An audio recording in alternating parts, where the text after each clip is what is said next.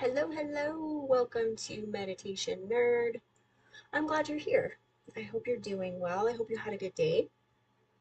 Sorry if there was a long gap there. YouTube was showing that it was still connecting. Okay, let me just collect myself here. Okay, so today's going to be a conversation. I don't have any meditations planned for you.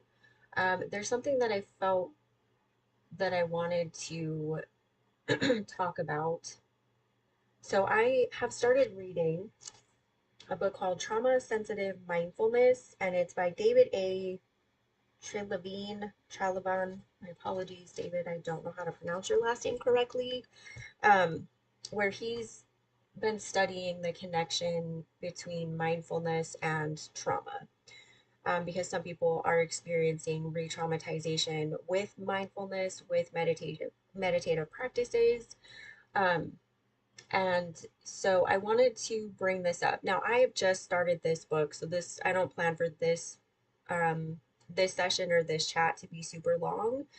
There were just a couple of things that I wanted to highlight as reminders or new facts for anyone that was unaware of them. There were a few that I was unaware of. I'm not really sure why my avatar is looking off to the side, but that's okay. Apparently, she's trying to help me find the notes that I had made from earlier as well. So, okay, well, we will go ahead. I have my written notes, so that's where I wanted to start. Okay, and I do want to lead this with a disclaimer. I am not a trauma therapist, not a trauma expert, other than my own. That's the extent, that's where it begins and ends, okay? I'm sharing this as a peer. I'm sharing this as someone who also meditates, who also uses mindfulness and somatic practices to help myself heal, to help myself be more present. So I'm sharing this as learned information because like I say, I'm someone, again, I'm a peer. I meditate and my meditative practice adapts to where I'm at. For any gaps that I find, I reach for books. I reach for experts via books. I can't take any more online activity right now, so I'm reaching for books. So, just wanted to start this conversation with that. Also, it is a very good idea if you're able to financially do it. If you're in trauma or if you are working with trauma symptoms, anything like that, reach out to a trauma therapist. Now, I know that not everyone has access to that or can afford that. That's perfectly fine. You can use the approach that I am, adapting your meditative practice so that it adapts to where you are. Reach for books, and I did drop David's book in the description. I have the title, his name, and then a direct link. I go through bookshop.org. I try to support local bookshops when possible. Um, okay, I think that was all I wanted to start with. I wanted to make sure that I highlighted those things first, that I front loaded those aspects first, that this is peer based. Okay, perfect. So, there are a couple things that I wanted to point out. I think a lot of us are already familiar with the ways in which mindfulness and meditation can be beneficial. It lowers our anxiety, it helps us to be more focused, it can help us be more grounded within our bodies, um, and it can help us be more emotionally resilient as well, right? So we're pretty well versed with the benefits and the potential elevation aspects of meditation, and I include mindfulness in that. There are a couple of things that I wanted to point out as far as what traumatic stress symptoms are. Now, these are not exhaustive, okay? I'm giving a few here that seem to be the most common. Um, Nausea can be one of these. I was unaware of that, so I want to lead with that one. A desire to flee. I am very, very familiar with that. So I was unaware of that one. As far as it being labeled a trauma stress response, that's just something I experience in certain settings. So I wanted to highlight that in case anyone else can relate to that. Um, Disassociation, nightmares. I also have had nightmares with certain meditations. I've spoken about that before. I did not, again, realize that was a potential traumatic stress response or symptom. Now, these, again, this not being exhaustive, again, me not being an expert, these are coming from the highlights that this expert, David, is providing within his research, right? The reason I'm bringing this up is so that should these arise within you, you will stop and you will listen to what your body is telling you, because that is the first and foremost that needs to happen here. So, a couple more that I wanted to point out are loss of appetite, heightened anxiety, if you're feeling more reckless, or if recklessness starts to arise within you, if there are flashbacks or agonizing physical sensations. Intrusive images can be one of these as well. I kind of grouped those with flashbacks. I don't know that that's fair. That's just how I grouped them when I was writing them. And then also isolation. So, why am I bringing these up? Well, first of all, it's because I was unaware of these, even though I have direct experience with a couple of these on this list. Um, I was unaware that those fell within the trauma or traumatic stress symptoms. So, in case anyone else is experiencing these within meditation, whether it's mindfulness, it's the somatic practices we do, it's any of the meditative practices that I share with you, I want you to honor what's happening within you and stop. Okay, because these can be more detrimental. The point of meditation is not to persist at all costs, because that all costs part can be incredibly damaging and it could re-traumatize you, it could make things worse, and I don't want that for anybody that's practicing with me. So, and this being the case, like I say, I wasn't really aware of this aspect. And David brought up a good point in the book where he references this, where there are a lot of mindfulness teachers that aren't aware of that. We all kind of group trauma as just kind of this universal thing. We tend to think it's some big event, right? It's a bigger thing than, say, um, nearly having an accident, or um, a disagreement with your spouse where yelling happened, or we tend to think that these small daily things cannot be traumatic, or really we can just blow it all off. Now, I'm not saying you can or you can't. I'm just making the point that I want to be more trauma informed when I'm sharing these different meditative practices. And as I've deepened my meditative practice, part of that has been to speak out again against the systems that I'm noticing now that I'm going deeper with my meditative practice, such as the guru relationship, and how that just seems to be one big gatekeeping sort of, barrier, which, okay, there is a certain way to go, okay, these certain meditations are taught at a different level because you need a certain level of connection to yourself. Like, there are certain standards I understand. I don't think the whole, guru part really made sense as I've seen it or as I've interacted with it. It felt much more authoritarian than that, and I don't care for it. Um, the societal injustices, oppression, like all of these things start to kind of unravel. And I wanted to see how my meditative practice could show up for those. Now, that's bringing in the trauma aspect, right? Because that's just as important, because trauma isn't just psychological, it is also biological, and it's also societal, right? There are a lot of different layers to trauma.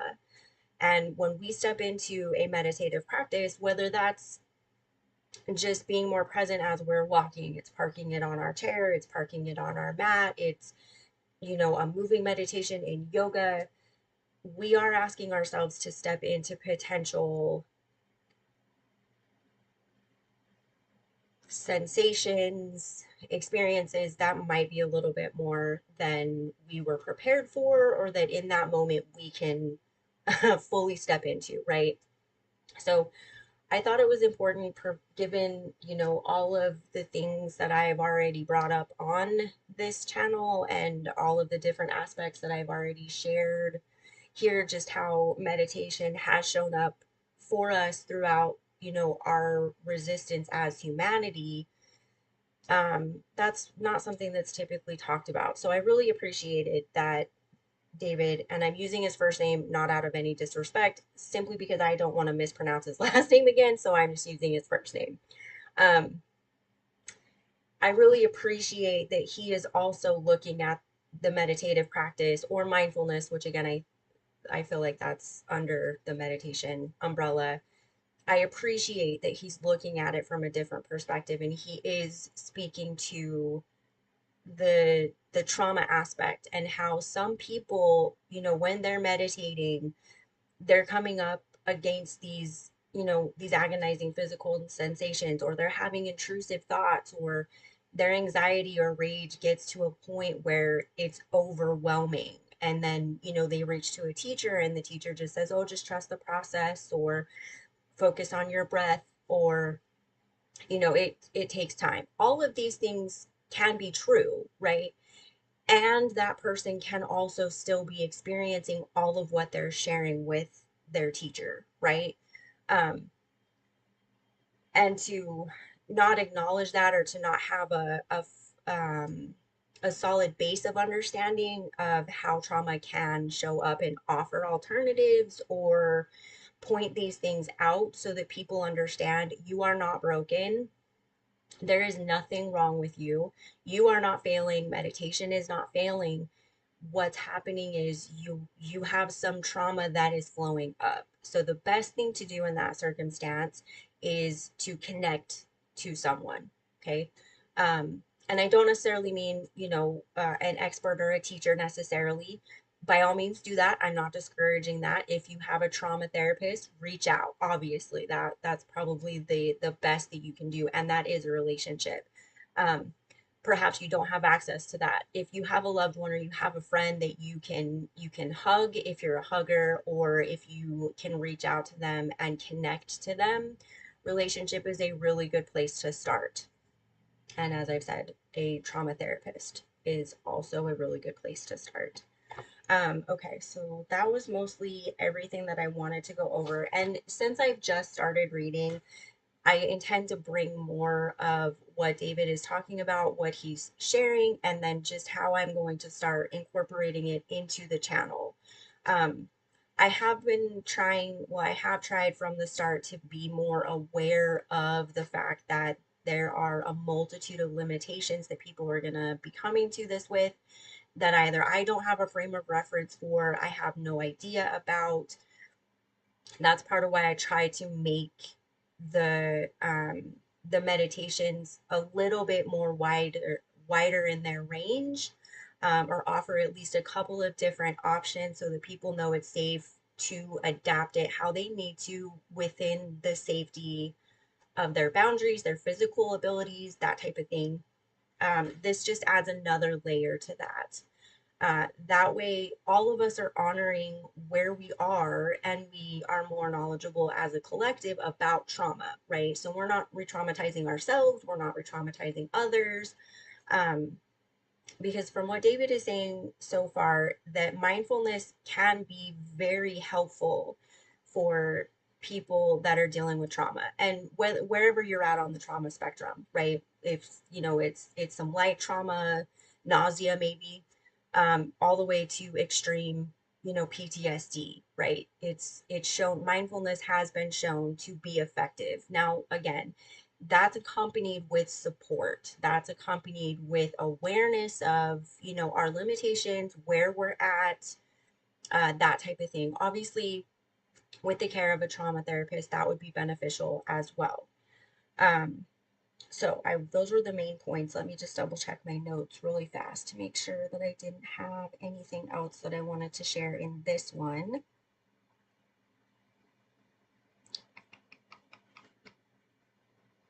Oh, it was, let me see, where was that note at?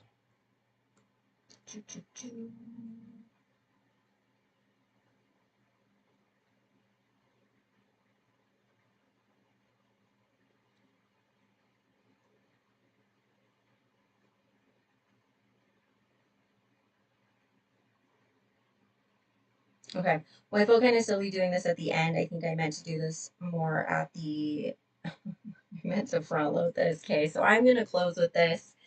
My apologies, I got this a little bit turned around. Um, so I wanted to note as a couple of definitions here. And this is defined by Hans Selye, it's Selye. Again, this is mentioned by David. He defines stress as the non-specific response of the body to any demand for change, neither good nor bad, simply anything requiring our effort. Okay, that's the definition of stress. Okay, by Hans Selye. Now, traumatic stress is now I believe this is David's. I didn't write another author. I believe this is David's definition or outline. So, traumatic stress, exposure to a traumatic event or series of events that may be ongoing. They, it may be collectively, no, sorry, and it is collectively denied. Okay, so this would obviously apply to oppression. Okay, oppression continues traumatic experiences with each new whatever it is, right? Hate crime, police killing. We got a lot of madness going on currently. I'm sure a lot of us can fill in any additional horrific things we're seeing, right? Genocide. That's going to be a big one. Now, with this definition, you can see that traumatic stress is not always a singular nor isolated event. So just, I wanted to highlight these as a reminder that that was not really my understanding of trauma. I don't know if anyone else had a different experience with how trauma was kind of laid out. To me, it was kind of like this big ambiguous term, right? It was a natural event. It was a tsunami. It was an earthquake. It was, an accident that was really awful, things like that. That's what it's war, that type of thing. It was always this big thing in my mind.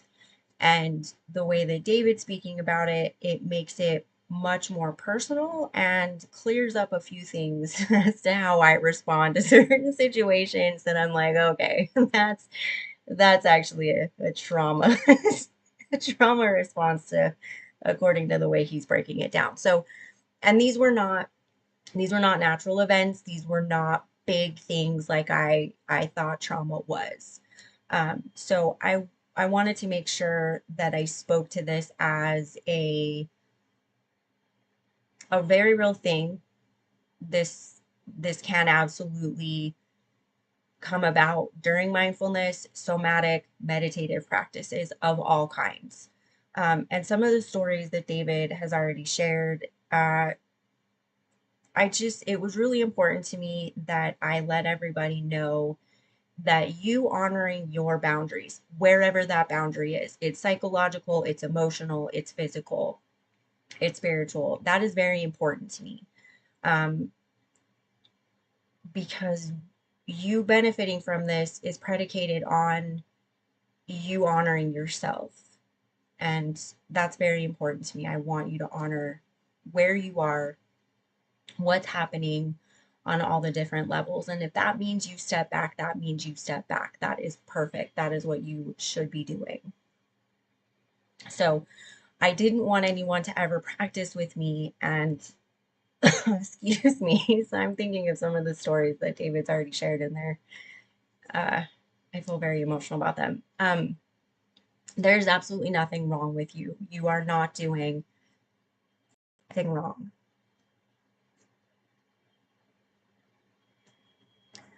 just needed to gather myself there. So I wanted to speak to that specifically, and just just in case anybody needed to hear it. So that was it for today. I went a little bit longer than I had intended to, and this this topic will largely, for right now, be just me speaking about these things, and anything that I feel would be appropriate for the channel as reminders, or maybe, something that I'm learning, like several things I already shared this evening. So take what you need. Hopefully you found this beneficial or helpful. Um, and of course, if at any point during this, if you started to feel like you couldn't listen to the rest, I sincerely hope that you stopped and you come back to this when you do feel ready. Um, I will be adding to this as, like I say, as I continue through the book. I feel like there was something else I'm forgetting that I was going to add, and it is just gone. Um, okay, well, hopefully it'll come back, or it'll jump out at me and I can add it to the next time I talk about this. So I will have a new meditation for you tomorrow. So thank you for joining me for this very important conversation about trauma and meditation. I hope you found this helpful.